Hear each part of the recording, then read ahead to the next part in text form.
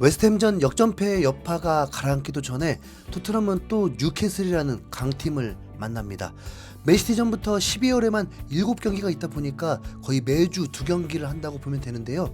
토트넘을 상대하게 될 뉴캐슬도 직전 경기에서 에버튼에게 0대3 완패를 당해서 분위기는 토트넘 못지않게 안 좋은 상황입니다. 그런데 뉴캐슬의 지역지인 크로니클 라이브가 토트넘의 캡틴인 손흥민의 발언에 주목했는데요. 우리는 5연승을 하다가 다시 5연패를 하는 식이다. 이건 받아들일 수 없다. 일어나서는 안 되는 일이 일어났기 때문에 화가 난다.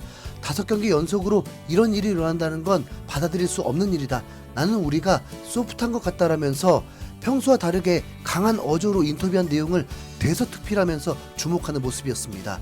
뉴캐슬 입장에서 상대팀 에이스인 손흥민에게 주목하는 건 어찌 보면 참 당연한 일이지만 이번에는 손흥민의 발언이 강력했기 때문에 그 부분에 더 주목해서 본 듯합니다. 아시다시피 손흥민의 별명이나 이미지를 보면 부드러운 인상을 주는 면이 더 많은데 이번 인터뷰는 확실히 좀 강단있고 강한 어조로 어떻게 보면 팀원들을 혼내는 것처럼 보여서 더 많은 관심을 받고 있다고 봐야죠. 실제 오늘 오전에 공개된 추가 인터뷰에서 토트넘의 엔지 감독도 이런 질문을 받았습니다. 기자회견에 참석했던 기자가 엔지 감독을 향해서 손흥민이 경기 후 인터뷰에서 소프트하다는 단어를 사용했다. 당신이 선임한 주장이 이런 엄격한 모습을 보이는 게 마음에 드느냐라면서 손흥민의 강단 있는 모습을 조명했는데요. 엔지 감독은 이에 대한 정확한 답보다는 돌려 말하듯이 손흥민의 평가에 동의하는 듯 보였습니다. 그만큼 해외 언론들도 손흥민의 리더십에 대해서 다시 생각하게 만드는 인터뷰였던 겁니다. 그러면 이제 궁금해지죠. 왜 손흥민이 이렇게 강한 어조로 토트넘 선수들에게 일침을 했을까? 아마 이 영상을 보시면 조금 이해가 가실 텐데 웨스트햄전이 끝나고 진행된 분석 방송입니다. 여기에는 엔지 감독의 선배라고 할 수 있는 현역 시절 셀틱 레전드이자 셀틱의 감독도 했던 닐 내넌이라는 인물이 등장하는데요. 이번 웨스트햄전 이후 웨스트햄의 수비보다 토트넘의 공격이 무딘 게 문제였다고 지적하면서 이번 경기력이 아쉽다는 평가를 내렸습니다. Did the goalkeeper keep West Ham in the game? No.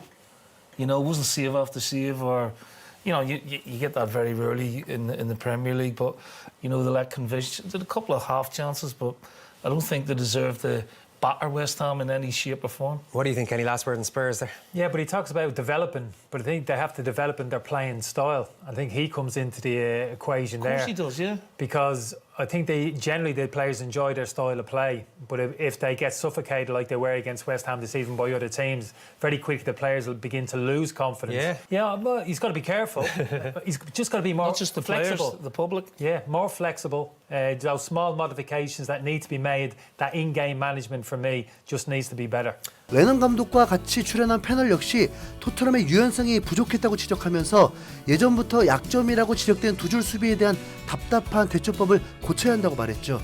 사실 이걸 해결하려고 메디슨을 영입한 거고 또 지금 있는 선수들 중에는 그나마 벤탄쿠르가 비슷한 역할을 해줄 수 있는 능력이 있는데 대체자로 출전한 호이베르는 수비는커녕 자기 자신의 오른발조차 이기지 못하고 전반 4분에 웨스트햄 페널티 박스 안에서 환상적인 슬랩스틱 몸개그를 하고 있으니까 답답하다는 소리가 자동으로 나옵니다.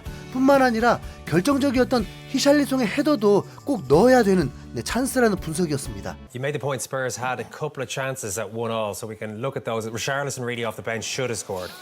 Yeah, he should. You know, Porro giving it the width which Kenny wanted.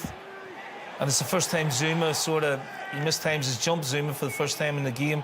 And he should be scoring that. There's no question. It's one of his first touches coming on. I get it, but that's a great chance.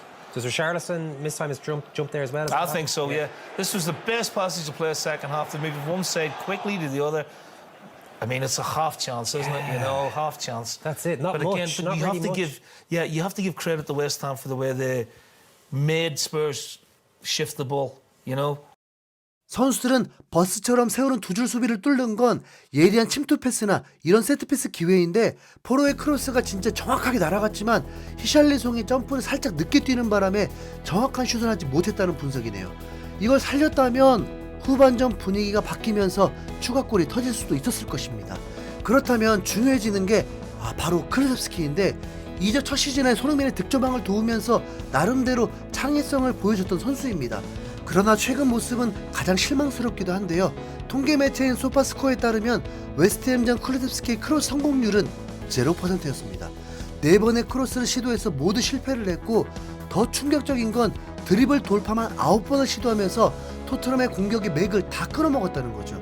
과거 손흥민의 경쟁자 포지션이었던 라멜라가 공만 잡으면 드리블 시도하다가 뺏기면서 답답한 공격의 주범이라고 꼽힌 적이 있었는데 현재 클루셉스키가 하는 짓이 딱 라멜라입니다. 손흥민, 로셀소, 존슨, 클루셉스키 4명 중에 가장 많은 볼터치를 기록한 게 클루셉스키인데 총 99번의 볼터치가 있었습니다.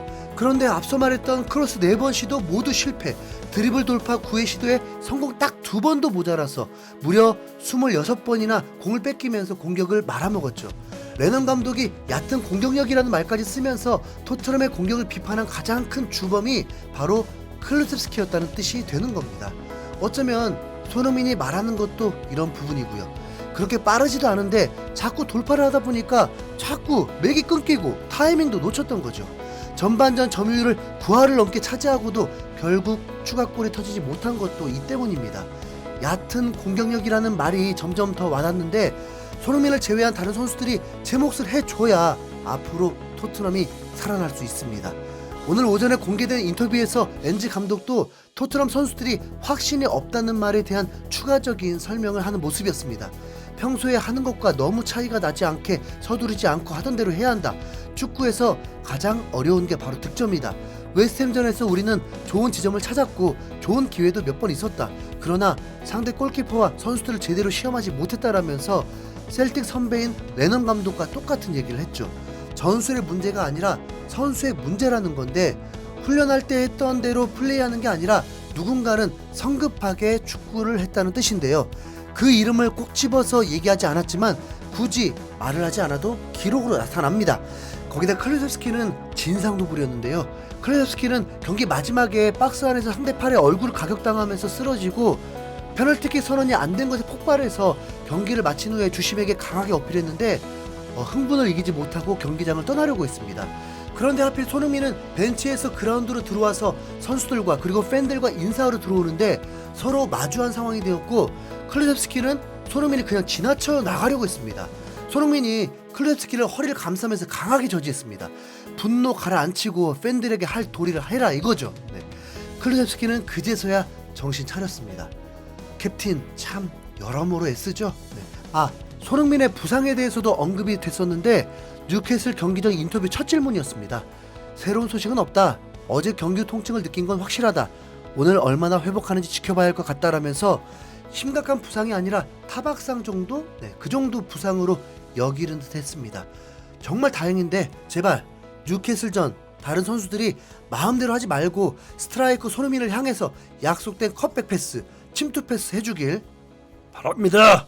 네, 우리는 엔지 감독 믿고 손흥민 믿고 뉴캐슬전 승리를 진심으로 응원해주면 됩니다. 이상 흰수염고래였습니다.